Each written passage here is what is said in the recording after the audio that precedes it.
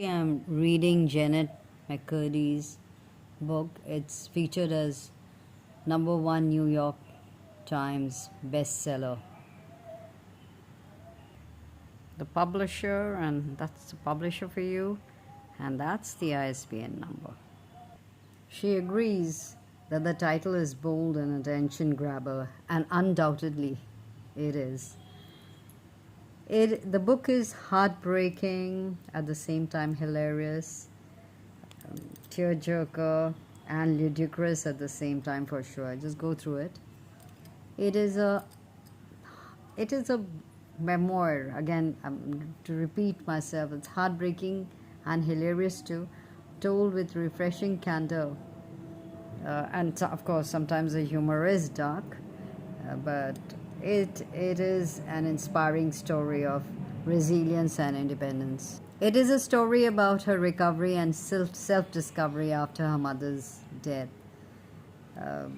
Then her writing style is really good. I mean, it is there is raw emotion, unflinching portrayal of her experiences, doesn't mince words. She shares her story with remarkable vulnerability. If you go through it's racy, it's easier to, it touches you. And she talks about her years of physical, rather verbal, emotional trauma that she felt when her mother was around. And then she also, she says, writing the memoir was like as a means to reclaim her life and share her experience, providing a powerful example of resilience and recovery. Well, those are the publishers. That's a publisher I can. So I'm reading from the prologue. She writes, "It's strange how we always give big news to loved ones in a coma. As if a coma is just a thing that happens from a lack of something to be excited about in your life." She writes, "Mom is in the ICU at the hospital. The doctor told us she has 48 hours to live. Grandma, Grandpa, and Dad are out in the waiting room calling relatives and eating vending machine snacks, etc.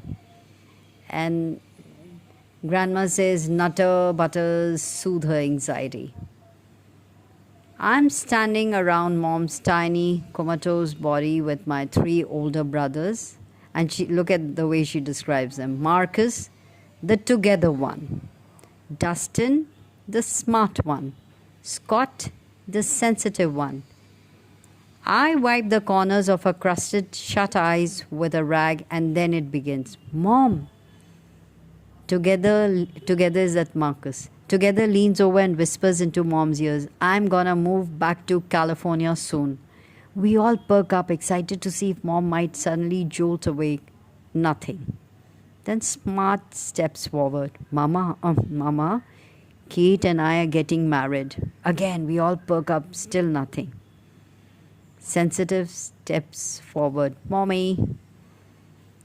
So then she's not listening to what sensitive. I'm not listening to what sensitive says to try and get Mom to wake up because I'm too busy working on my own wake up material, she writes. And I read. She says, Mommy, I am so skinny right now. I'm finally down to 89 pounds. And she thought that I'm sure will get her to wake up is the fact that in the days when my mom's been hospitalized, my fear and sadness have morphed into a perfect anorexia motivation cocktail, whatever. I mean, look at the way she writes. Here she's talking about baptism. The church my family goes to is the Garden Grove 6th Ward of the Church of Jesus Christ of Latter-day Saints. Grandma was baptized a Mormon when she was 8, and then Mom was baptized a Mormon when she was 8. Just like I'm gonna be baptized a Mormon when I'm 8, because that's when Joseph Smith said, you become accountable for your sins. And then she writes, before then you can sin scot-free. Even then, grandma and mom were baptized. Even though both grandma and mom were baptized, they didn't go to church. I think they wanted the perk of going to heaven without doing the legwork. So, what is Mormonism?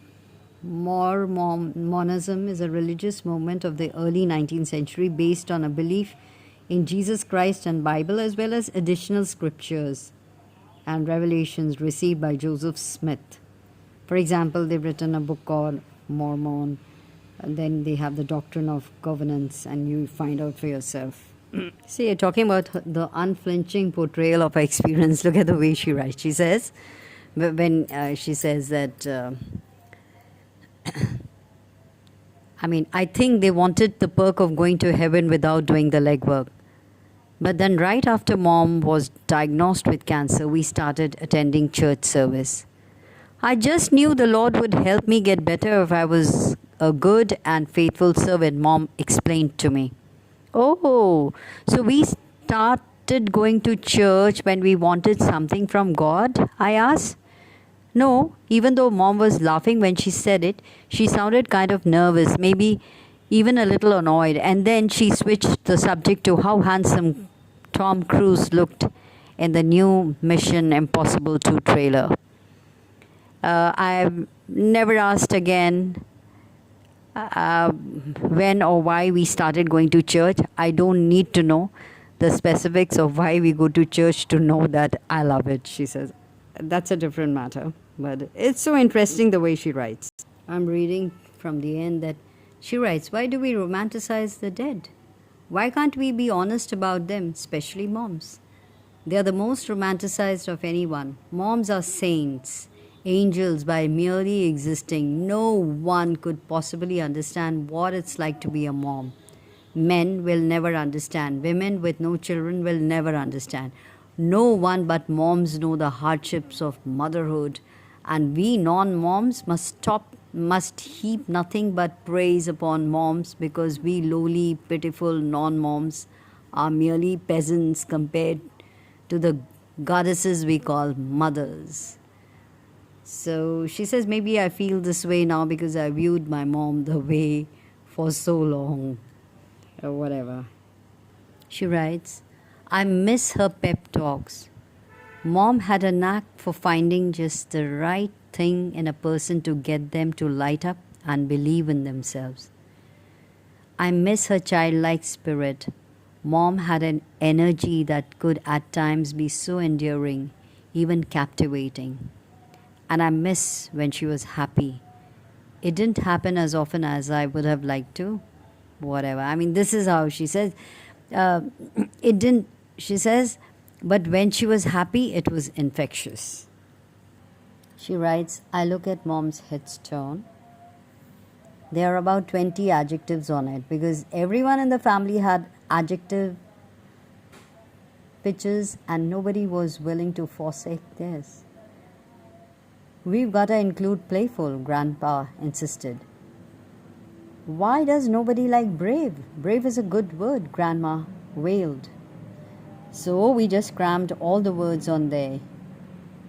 So she writes, she's reading there.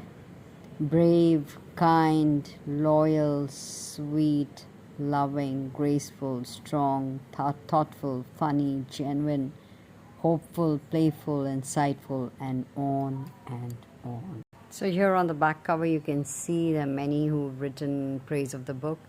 I'm just going to read one by a New York Times bestseller, Jenny Lawson. How can a book be so sad and also so funny? It's an art, and Jennette has mastered it here. I'm glad my mom died is hysterical and heartbreaking and fascinating all at the same time.